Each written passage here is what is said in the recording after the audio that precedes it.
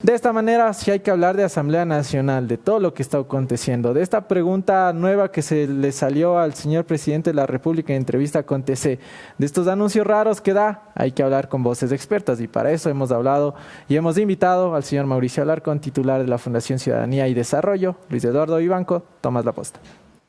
Muchas gracias, Jefferson Sanguña, Doménica Vivanco, por permitirme mantener esta conversación con Mauricio Alarcón, buen amigo de esta casa. ¿Ya le dieron café nuevo? Ya doctor? me dieron café nuevo.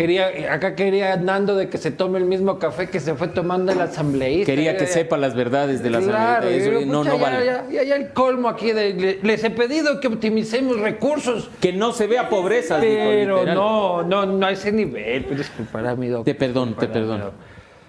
Vamos a tener que hacer esta conversación lo más rápida posible porque su extensión daría para mucho más del tiempo que tenemos. Entonces, primero, doctor, una reflexión general sobre la propuesta de consulta popular presentada por el gobierno, que al parecer en el tiempo se va volviendo mutante, pero sobre la primera que presentar. Las cosas por su nombre. No es una consulta popular, es un referéndum. ¿Y por qué la diferencia? Porque en una consulta popular a usted le van a preguntar cualquier cosa y usted va a votar sí, no, y después veremos qué pasa. En un referendo, si usted vota sí, los textos aprobados entran automáticamente en vigencia. Y como el diablo está en los detalles, precisamente es en esos anexos, en la letrita pequeña, donde se pretende ir mucho más allá de las preguntas que nos han vendido como las 8 soluciones mágicas para los problemas del país. Obviamente hay que esperar a la Corte. El diablito general es el fortalecimiento de un hiperpresidencialismo. ¿Cuál es Pero eso es apenas una pregunta. ¿El diablito Luis general cuál es? Pero esa es apenas una pregunta. Ya vamos a ir una por una, pero el diablito general ¿cuál es? Me encanta. Para mí el diablo general es precisamente darle más poder en cuanto al proceso de designación de autoridades al presidente de la República, que hoy es Guillermo Lazo. Mañana no sabemos quién sea. Vamos por la primera pregunta, vamos así haciendo pivot. ¿Qué dicen, muchachos? Ya, pum, pam, pum. Yo empiezo por la primera. Café con piquete necesitamos para esta entrevista. Entonces. Necesito que resumas bastante, Mauricio, porque la reflexión puede ser enorme. 1, permitir el apoyo complementario de las Fuerzas Armadas a la policía para combatir el crimen organizado. Esa a mí me gusta. Y tú también que eres de derecha, claro, te gusta el harta demencia. Ya me dijo de derecha, pero bueno. Lo que queremos los ecuatorianos de seguridad, por supuesto. Pero ya en 2015, en esas enmiendas con las cuales nos metieron por la ventana de atrás la reelección indefinida, ya se quería hacer exactamente lo mismo. Ya la Corte Constitucional dio de baja esa enmienda. Hay antecedentes, además, en los que la Corte ha dicho que el rol de las Fuerzas Armadas, sobre la base de un dictamen, una sentencia de la Corte Interamericana de Derechos Humanos, no es trabajar en la seguridad interna. Yo creo que difícilmente va a pasar ese filtro. Ahora, habrá que ver qué dice la Corte. Si bien es cierto que algunos elementos mencionados en la sentencia de la Corte Interamericana de Derechos Humanos, que justamente es contra Ecuador, Luis Eduardo, están incluidos en la pregunta y están incluidos en el anexo, yo creo que hay que esperar, porque no se trata obviamente de ver si es constitucional o no, porque evidentemente es un cambio constitucional, sino de ver si lo planteado está en línea con los estándares internacionales en la materia. Y creo que en ese sentido la Corte podría ponerle un filtro a esa iniciativa del Ejecutivo. Pero bueno, eso por ejemplo el señor Bukele se lo pasa por donde pueda, el señor Andrés Manuel López Obrador nosotros se lo ya pasa por tuvimos donde uno pueda. que se lo pasó por donde pudo. Ajá. Y lo combatimos, así es que una de las cosas que hay que recuperar también en esta consulta popular, que en realidad es referendo, es la coherencia. Los mismos que ayer salían a voz en cuello a gritar en contra de la enmienda propuesta por Rafael Correa, ojalá hagan lo mismo frente a esta enmienda propuesta por Guillermo Lazo. Y simplemente te dejo el dato. ¿No están ya los militares, sobre pretexto del estado de excepción, en 3 provincias, incluyendo la del Guayas, controlando la seguridad? No pasa nada. Doménica Vivanco, siguiente pregunta. Vamos a la siguiente pregunta sobre extradición. A ver, déjeme un ratito.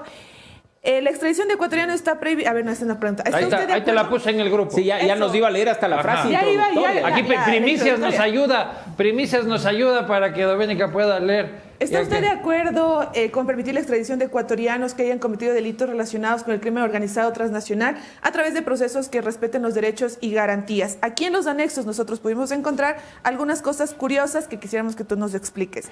Y es que, por ejemplo, dice que por sancionar a alguien no se puede extraditar a alguien por su raza, sexo, nacionalidad, etcétera. Y también por el riesgo de tortura. Si es que en este país al que se le vaya a extraditar lo van a torturar y van a vulnerar sus derechos. Aparte, también se hablaba de que hasta que la Asamblea resuelva la ley de Cancillería que tiene que emitir esta parte de la extradición, se expedirá acuerdos ministeriales para aplicar la enmienda 45 días desde el resultado. Primero, ¿qué significa esto? Y en realidad esto es regresivo de derechos, ¿se puede aplicar? ¿Es inconstitucional? No. Partamos de un tema, Dome. La extradición no es nueva en un texto constitucional, me refiero específicamente a su prohibición. No es algo que surgió en la Constitución del 2008 como iniciativa del correísmo. No. Esto es algo que ya ha estado presente en constituciones anteriores. Que además, nuestra Constitución no es la única que lo tiene. Decenas de constituciones en el mundo, la gran mayoría de ellas, prohíbe la extradición de sus nacionales. Esa norma ha sido la regla general, no solo por razones como las que tú has dicho, sino porque precisamente los regímenes judiciales de uno u otro país pueden variar, no solo en la forma en la que los tipos penales están consagrados en la norma, sino en cuanto a los procedimientos de las autoridades que buscan sancionar los delitos.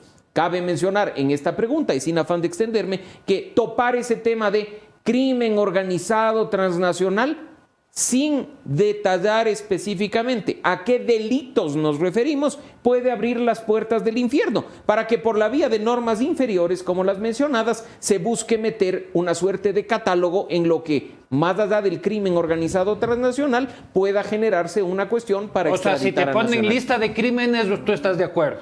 Es que te eso- ponen así narco, trata de personas, lavado de activos. Jurídicamente hablando sería lo óptimo. Ahora, de nuevo, yo prefiero remitirme a A los estándares de derechos humanos. No, espérate, a los hechos. Pero con derechos Así como humanos es los- que están en hamaca en la pero penitenciaria espérate, pasando de vamos lo a un lindo. punto. ¿Colombia y México no permiten la extradición? Sí. ¿Y?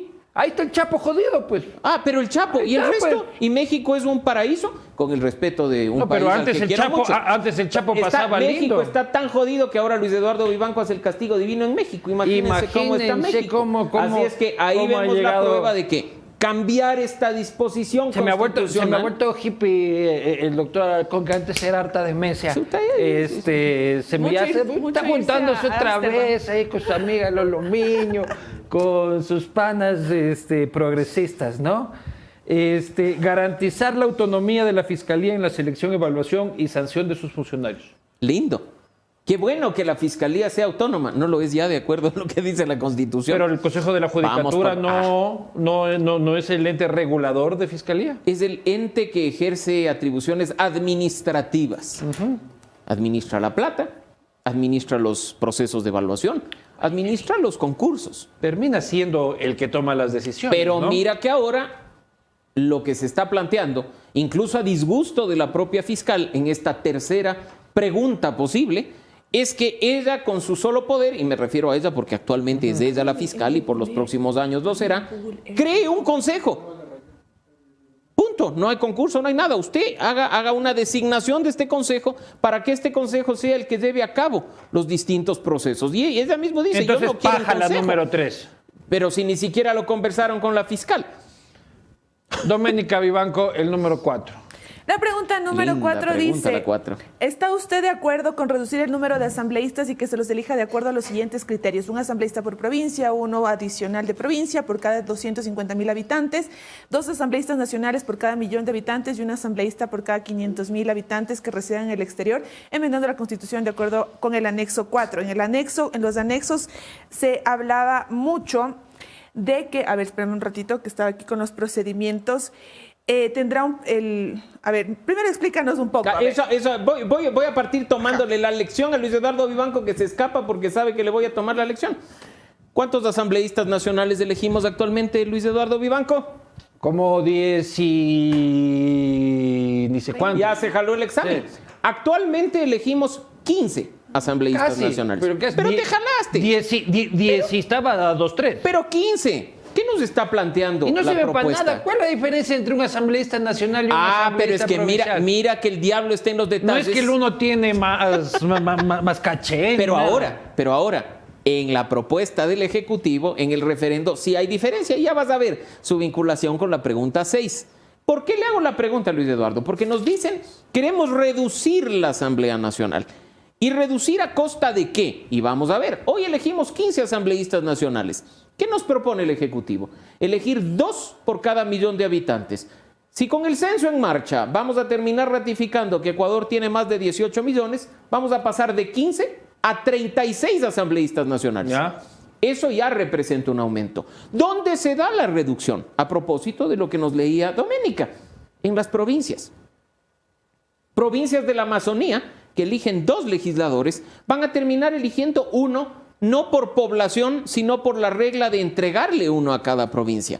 Van a obtener un retroceso en la representación que probablemente se tope con un filtro en la Corte Constitucional. Y finalmente, es tan simpático... mochemos los nacionales, que no sirven para un carajo. pero planteale a tu amigo Guillermo Lasso. Ya pues. le voy a decir, Guille, mi bro, mi ñaño querido. Pero ya vas a ver por qué están planteando este tema de los nacionales a propósito de la pregunta 6 y vas a sacar tus propias conclusiones.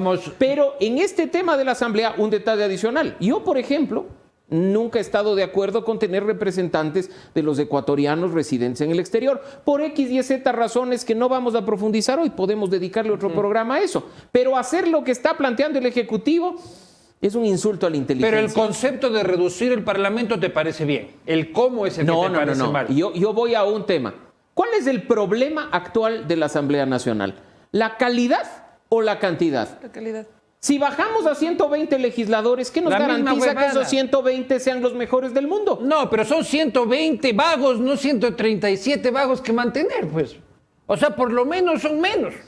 Y Algo la Asamblea es algo. Nacional y el Legislativo es la función del Estado que menos recursos recibe del presupuesto general del Estado. Nos duele, ¿por qué? Por la baja calidad de la representación. Claro. Hay excepciones, lo hemos discutido aquí en el número de veces. Hay excepciones, por supuesto que sí, pero de nuevo, cambiar la cantidad no nos garantiza mejorar la calidad. Hay que prestarle atención a esta pregunta por su relación con la pregunta 6. Vamos a ver la pregunta 5 primero, Doménica Vivanco, la de los movimientos políticos. A ver, dice la pregunta 5. ¿Está usted de acuerdo con exigir que los movimientos políticos cuenten con un número de afiliados mínimo equivalente al 1.5% del registro electoral de su jurisdicción y obligarlos a llevar un registro de sus miembros auditando periódicamente por el Consejo Nacional Electoral? Aquí hay algunos puntos también en los anexos. Hablan de que se va a eliminar a los afiliados y que se los va a poner ya directamente como parte de los movimientos políticos, o sea, ya de adherentes a afiliados, corrijo. También habla de que, bueno, aquí hay toda la parte del mercado negro de firmas, las firmas que se ponen en cada uno de los partidos políticos y que luego la gente no sabe que está ahí afiliada. ¿Cuál es tu lectura de esta pregunta? Nada nuevo en la pregunta 5. Ya el Código de la Democracia establece los requisitos que Luis Eduardo debe cumplir para crear el movimiento La Posta. Tiene que salir a recoger firmas, tiene que entregar una declaración de principios, tiene que entregar su simbología, tiene que hacer absolutamente todo lo que hacen también los partidos. ¿Dónde ha venido a ocurrir esa falla que fundamenta esta pregunta del referendo? En el control que tiene que llevar a cabo el Consejo Nacional Electoral, que no es únicamente hacerlo de manera aleatoria y decir estas firmas te acepto y estas no, o compleméntame las firmas, sino trabajar para evitar la duplicidad de afiliaciones o la falsificación de firmas. Y ese control, que además debería hacerlo de manera permanente el Consejo Nacional Electoral, solo va a ser posible si se lo trabaja de la mano de la ciudadanía. Pero Mauricio, ahí hay un punto. Por ejemplo, dice que se tiene que transparentar eso. En varias ocasiones el Consejo Nacional Electoral ha evitado transparentar toda la parte de los adherentes. Aparte, ya que estoy ahorita para poder hablar rápido de la pregunta, aquí se habla de que los partidos ahora todos serían de carácter nacional. ¿Qué tan bueno es eso? No se trata. Los partidos actualmente todos son de carácter nacional. Hay unos que eran son los movimientos claro. políticos los que pueden tener distintos caracteres, es decir, nacional, provincial, cantonal o incluso un poco más abajo. Esa cuestión de las formas de organización que se busca en este caso cambiar no soluciona nada si es que no atacamos el problema de fondo. Y el problema de fondo, como ya lo he mencionado, es la acción del Consejo Nacional Electoral para auditar de manera efectiva las afiliaciones, las adhesiones o como quiera que se llame. ¿Se soluciona con un sistema biométrico?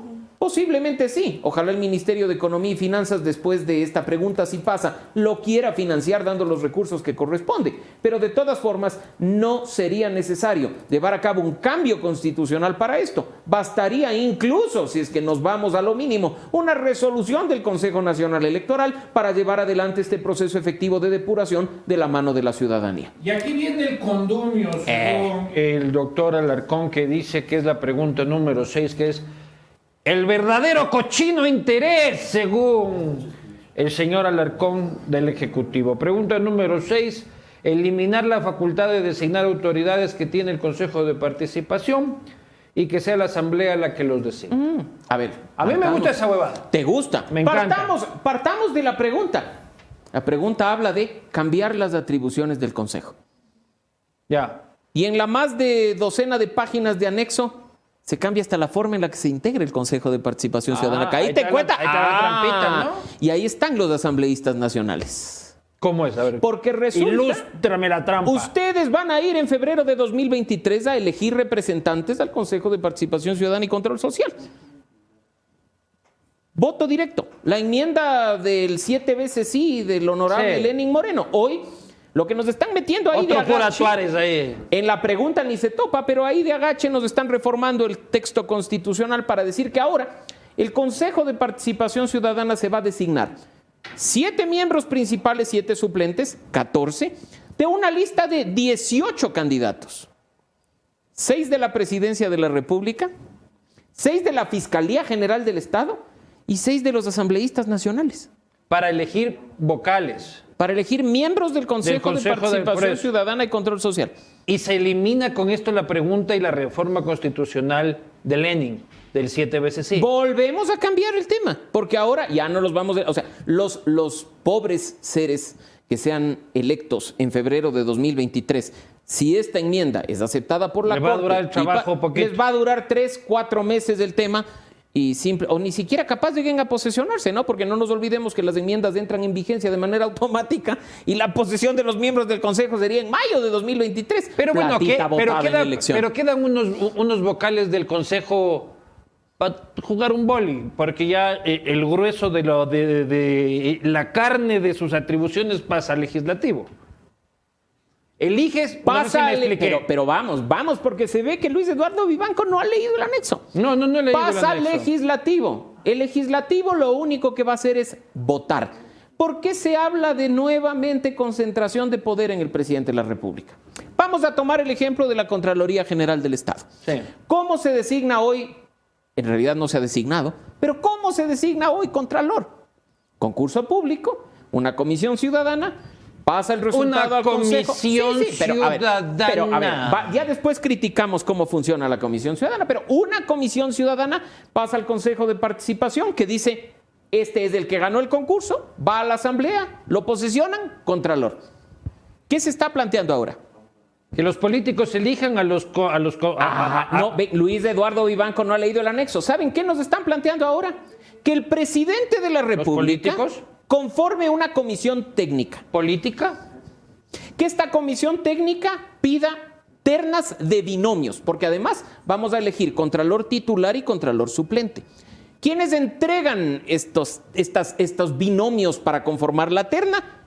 El presidente de la República, la Fiscalía General del Estado y la Contraloría General del Estado después de hacer un concurso interno. Los políticos a la final y cuentas. Sale esto, el presidente, en función de lo que le entregue la comisión técnica, arma la terna.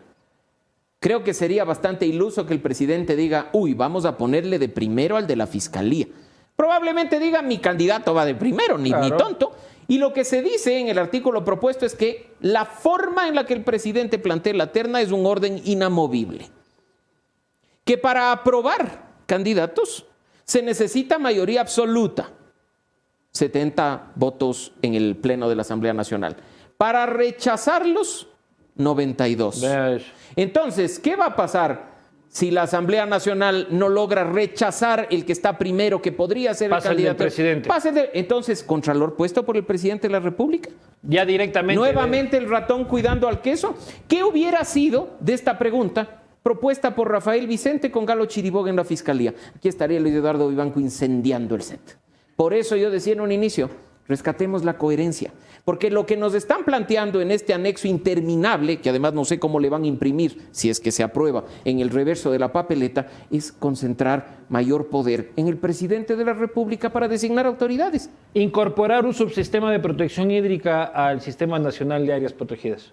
Bien está. Yo no me meto en temas ambientales de los que no conozco, pero al menos la pregunta suena razonable y suena bonita. Que las ¿Por qué personas, meter estos comunidades, temas? pueblos y nacionalidades reciban compensaciones por su apoyo a la generación de servicios ambientales. Me parece genial. Y no sé por qué carajo hay que meter eso en una consulta. Yo de nuevo. Estas dos preguntas es así como cuando de pronto en una paila de fritada te encuentras un camarón, que se equivocaron, así como que se cayó el camarón de la olla de al lado. Yo no sé por qué en este caso se han metido estas preguntas y buscan enganchar a ciertos grupos para generar el votemos sí, confusión y jalar apoyos. O sea, tú dices 8 veces no. No, yo espero a que la Corte Constitucional nos diga si son 8. Podrían no ser 8, podrían ser 5, podrían ser 4, y hay que esperar además, no nos olvidemos, a qué diga la Corte respecto al contenido de las preguntas, porque esas frasecitas introductorias que se han metido en el texto del presidente, por pero ejemplo, siempre se hacen eso, para luchar por la justicia y las madres solteras. ¿Usted está de acuerdo con que el presidente tenga funciones vitalicias? Sí, pero la Corte Constitucional tiene la posibilidad de mochar estos textos introductorios por considerarlos inductivos. Así es que hay vamos que esperar. a ver, vamos a ver. Pero vamos a la pregunta 9 hoy. A la pregunta. Te me estás quedando al bonus track. ¿Cuál? Pero ¿de dónde salió la pregunta 9? La pregunta 9 que el presidente Guillermo Lasso anunciaba en TC Televisión. Es una caja de sorpresas el presidente Lasso, ¿no? Dijo que se pueda designar, que se puede elegir a los asambleístas en segunda vuelta electoral. Para esto se hablaba ya mucho de que podría beneficiar supuestamente a darle más gobernabilidad al gobierno, si es que ya tienen 2 líneas claras para que puedan las personas elegir. ¿Qué opinas tú del? Pero es un viejo debate ese, ¿no? Llevamos décadas discutiendo este tema y ha sido parte de referendos anteriores sin buen resultado. Se discutió incluso en la constituyente de Montecristi sin resultado positivo. Y yo aquí me pregunto, ¿o el presidente no leyó su propio documento y cree que está incorporada esta 9ª pregunta? No nos olvidemos que por ahí incluso el texto presidencial hablaba de 10 preguntas. ¿O están lanzando globos de ensayo para ver qué pasa? Oportuno e importante recordarle a nuestros queridos amigos de la presidencia que según el artículo 104 de la Constitución, toda iniciativa de consulta popular, no se diga iniciativa de enmienda constitucional, tiene que pasar por el filtro previo de la Corte. Así es que esa 9ª pregunta podrá ser producto de una linda entrevista, pero mientras no esté formalizada ante la Corte Constitucional, no puede ser incorporada formalmente a un proceso, llévese a cabo cuando el presidente quiera. ¿Pero qué opinas tú? O sea, ¿es algo bueno, es algo malo? Yo en lo personal, de nuevo, los problemas de lo legislativo de nuestra Asamblea Nacional no se van a solucionar ni reduciendo la cantidad de legisladores, ni cambiando su modalidad de elección a la segunda vuelta. Si hilamos incluso un poco fino, ¿qué hubiera pasado si elegíamos legisladores en la segunda vuelta de 2021? ¿Hubiera cambiado la condición del presidente considerando que ahí también había la alianza con el Partido Social Cristiano? Probablemente hubieran arrasado mucho más de lo que hicieron los de la Alianza UNES, alcanzando un número mucho mayor de los 49 que alcanzaron, o incluso un número muchísimo mayor por parte del Partido Social Cristiano, que presentó candidatos con mucha más trayectoria y experiencia en otras provincias del país. Hubiera quedado por fuera probablemente algunas representaciones de movimientos locales, o se hubieran reducido las representaciones de Pachacuti y de la Izquierda Democrática. Lo cierto es, ¿para qué? Yo me pregunto, ¿para qué? Sobre pretexto de la gobernabilidad llegar a esto, me parece una justificación bastante absurda, o quizá la forma en la que el presidente quiera agarrarse de los problemas de gobernabilidad que tiene hoy con la Asamblea Nacional. Muy bien, ha sido el doctor Mauricio Alarcón quien convoca a la ciudadanía a votar 6 veces no. y quien ha demostrado que se ha convertido con el tiempo y la vejez, a diferencia de otros viejos de su casta, en un hombre progresista. Los liberales seremos acusados por los hombres de derecha como progresistas y como personas de derecha por los que están del otro lado, lo que quiere decir que estamos en el camino correcto, en el del respeto a las libertades fundamentales por sobre cualquier cosa. Alarcón, 2023. Muchísimas 25 gracias. en todo 25, caso, ¿no? 25. Ya estás adelantando elecciones como el presidente en el anexo 5, claro, 4. no, tranquilo, aquí Para No el me adelantes elecciones. Aquí metemos la pregunta en 2 patadas y ponemos tu nombre en el anexo ya, para Sí. que ni siquiera tengas que competir. Si Vivanco quiso la alcaldía de Quito, Alarcón puede querer la Asamblea Nacional, pero siempre con el apoyo de Vivanco. Siempre, siempre. Muchísimas gracias al doctor Alarcón Jefferson Sanguña, Doménica Vivanco. Bien, queremos agradecerle a Mauricio Alarcón por haber estado esta mañana con nosotros.